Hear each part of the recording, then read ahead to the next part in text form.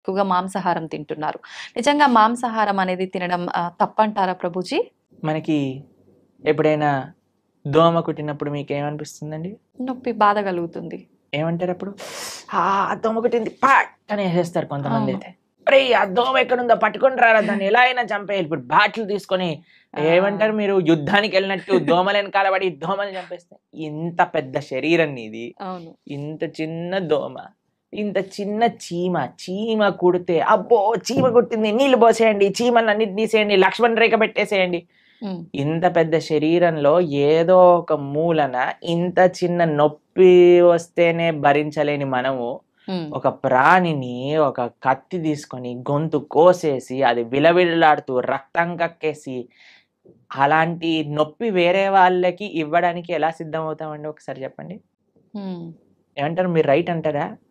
మనం become hard hearted.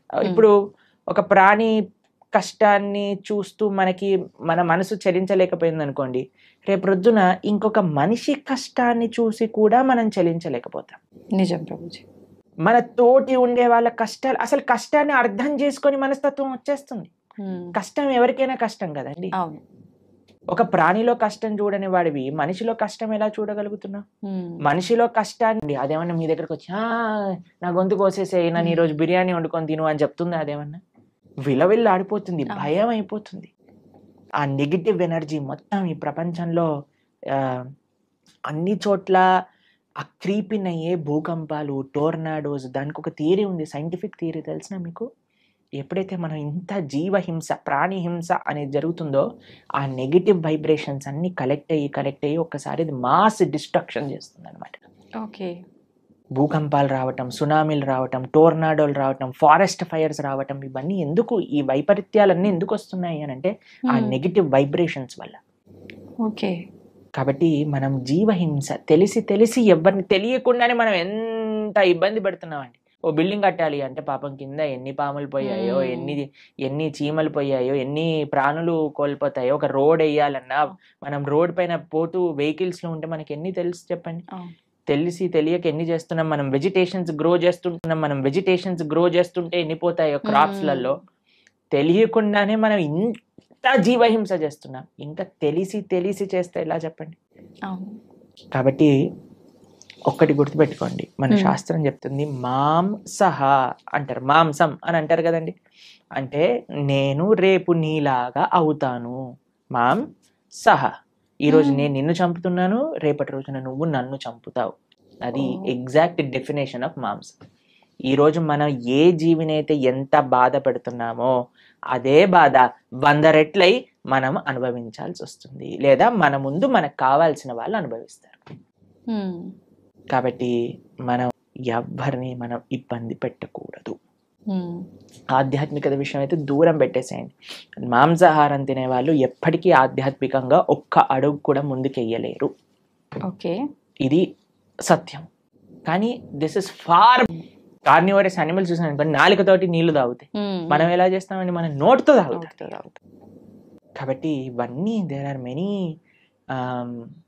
Reasons. అటు సైంటిఫికల్గా చూస్తే, అటు హ్యూమన్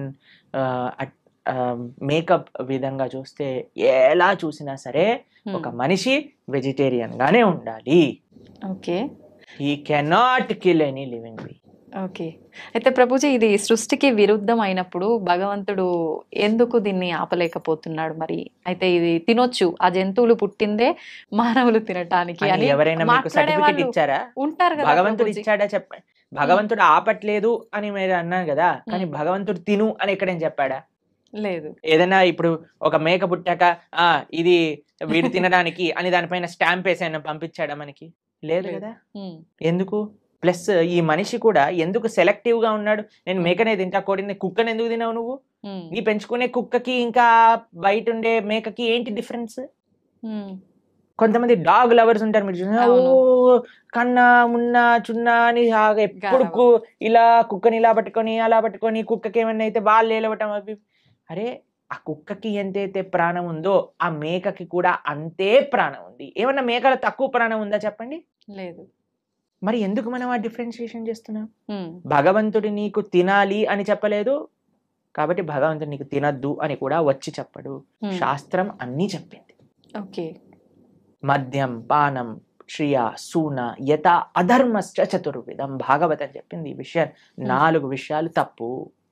వ్యభిచారము, మాంసాహారాన్ని స్వీకరించటం, జూదమాడటం, తర్వాత మాదక ద్రవ్యాలు, సిగరెట్, మందు, గుట్కా, మాణిక్ చంద్ ఇవన్నీ వేసుకుంటారు కదండి. ఇవన్నీ ఈ 4 అధర్మము అని శాస్త్రం క్లియర్ గా చెప్పింది. ఓకే. కాబట్టి ఈ 4ని మనం దూరం పెట్టాలి. అప్పుడే మనం మనిషి అవుతాం. ఓకే. మాంసాహారం తినడమే తప్పు, అసలు పాపం, మహాపాపం. పాపం కాదు, మహాపాపం. మీరు మనం ఇక్కడ ఏవేవైతే చేస్తామో మళ్ళీ అక్కడికి వెళ్ళిపోయాక మనల్ని కూడా అలానే చేస్తారు. దానికి సిద్ధము అని అంటే మన ఇష్టం. ఇంకా చాలా మంది అంటారు చూసుకుందాంలే ఏదైతే అది. అలాంటి మూర్ఖులకి మనం ఇంకేం చెప్తామండి. సో ఒక గుర్రాన్ని నీటి వరకు తీసుకెళ్ళటం గానీ నీటిని తాగించలేం కదా. మన ప్రయత్నం మంచి విషయాలు 10 మందికి చెప్పటము, అంతేకాని ఎవరిని మనం గొంతు పట్టుకొని ఇది చేయించలేమన్నమాట. వాళ్ళ జీవితంలో వాళ్ళకి ఆ అనుభవము, ఆ మానసిక మెచ్యూరిటీ, తర్వాత ఆ పరిపక్వత అనేది వాళ్ళకే ఉండాలి. అయితే ప్రభుజీ, చాలా మంది ఎక్కువగా భగవంతుని ఆరాధనలో ఆధ్యాత్మిక మార్గంలో ఉంటూ ఉంటారు, యథావిధిగా నాన్ వెజ్ అవన్నీ తీసుకుంటూ ఉంటారు. అలాంటి వాళ్ళు చేసే ఆధ్యాత్మికత, నాన్ వెజిటేరియన్ రెండు ఒక దాటిలోకి రావు. నాన్ వెజిటేరియన్ ఆధ్యాత్మికం అవ్వలేడు. ఆధ్యాత్మికంగా వెళ్ళే వ్యక్తి నాన్ వెజిటేరియన్ తినలేడు. ఓకే. పూజలు పునస్కారాలు వేరే విషయం అండి. పూజలు పునస్కారాలు చేస్తూ నువ్వు నాన్ వెజిటేరియన్ తింటున్నా అది వేరే విషయం. కానీ ఆధ్యాత్మికత అనేసరికి భగవంతుడు ఏంటి, భగవంతుడు ఏం చెప్పాడు అని అర్థం చేసుకోవటం ఆధ్యాత్మికత. భగవంతుడు నన్ను ఎలా జీవించమని చెప్పాడో అర్థం చేసుకొని జీవించటం ఆధ్యాత్మికత. మనం 100 పూజలు చేయి, పునస్కారాలు చేసుకొని ఏదైనా చేసుకోండి, కానీ భగవంతుడు జీవించమన్న జీవన విధానాన్ని మనం ఆచరించకపోతే he will not care for us. ఇప్పుడు చూడండి, మీకు మీ పిల్లలు ఉన్నారు. మీరు చెప్పిన మాట వినటం మీకు ముఖ్యమా? మీరు చెప్పిన విధంగా వాళ్ళు ఉండటం మీకు ముఖ్యమా? లేదా మీరు చెప్పిన విషయాలు ఏమీ పాటించకుండా బయటికి వెళ్ళి మా అమ్మ ఇంత గొప్పది, మా అమ్మ అంత గొప్పది, మీ ఫోటో పెట్టుకొని రూమ్లో రోజు ప్రొద్దున అగరబత్తులు తిప్పేసి ఆరతులు పెట్టేసి మీకు పెద్ద పెద్ద మాలలు వేయటం ముఖ్యమా? మీరు చెప్పండి, ఏది మీకు సంతోషాన్ని ఇస్తుంది? చెప్పిన మాట ఆచరిస్తే